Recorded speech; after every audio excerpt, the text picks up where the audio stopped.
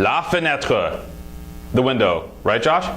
That is correct. The reveal, Joshua Clapper in the house. Put that bottle back in front of the camera right now. I feel more comfortable, yeah. Okay, there you go. Okay, yeah. So Josh, tell me, I couldn't help noticing this bottle has a darker capsule on it. Is this like a special gold capsule bottling like they do in Germany or some kind of deal? Or well, what is that? I'm colorblind. I had no idea the capsule was different color. No, actually, you know, in my winery, I am what's known as, it's scientific term, it's a broke winemaker. And so when I ran out of red capsules, I wasn't going to order 30,000 more to bottle the 250 or so cases of this wine. So I just used Burgundy, and they look really nice. So there you go. This is a one-shot deal. If you get this in your cellar, it's unique. It's going to be worth a ton of money someday. Bona fide rarity, man. Yeah, I already see these flying all over Wine Commune right now. For sure. Yeah. Like $600, $700 a bottle just for this capsule. I see people counterfeiting these capsules. Actually, I saw some of these in Rudy's drawer. Oh, some of the same capsules. Nice. Yeah. Right next to like the stack of 37 Domaine Ponceau labels. All right, but we digress. Okay, having too much fun. Yes. The Sierra Madre vineyard. Now, this is a vineyard that isn't. I don't hear as much juju about the Sierra Madre vineyard as Biennacido or some of the tonier places like the Santa Rita Hills. But this place is special. Oh, yeah. Sierra Madre was actually planted a year before Biennacido. Although I do love Biennacido. Yeah. But what's interesting is Sierra Madre was huge in the 80s. Mm-hmm. And it was like the place to be in Santa Maria. You see old bottlings from Bob Lindquist and Jim Clendenin, and they're rock star. There's Chardonnays from Bob. But what happened is it was purchased by Mondavi when he bought Byron. And so it kind of went off the radar for 20 or so years, and it went into, I don't even know what it went into because I wasn't really buying Mondavi. Right.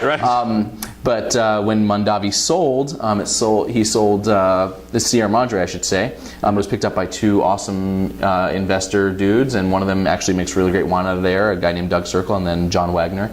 And they're just, they've brought the farming, kept the farming up to par.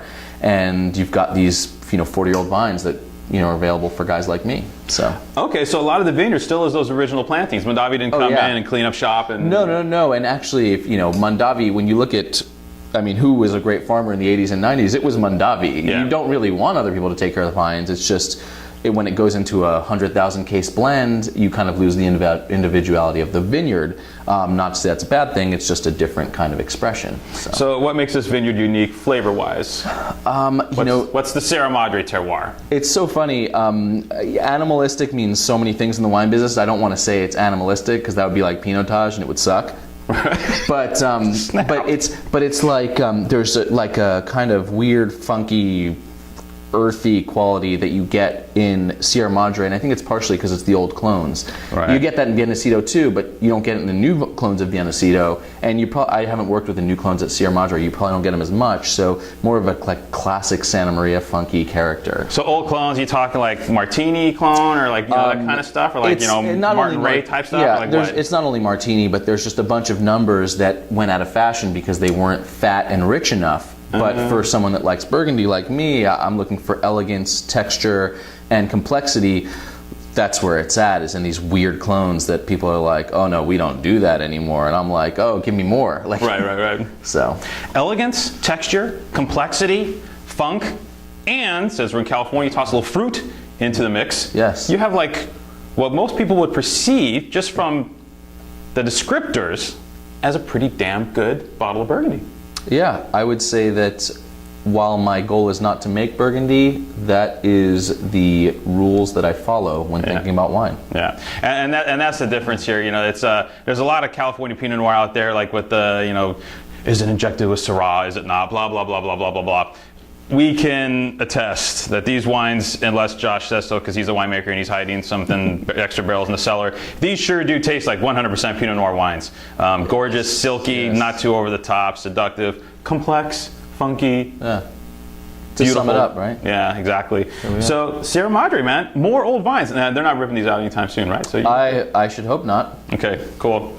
Wait, well, you need to put old wine on this one. Yeah. Well, I have ADD, so sometimes it happens. Sometimes maybe when you get those new capsules, right? Yeah, exactly. Nice.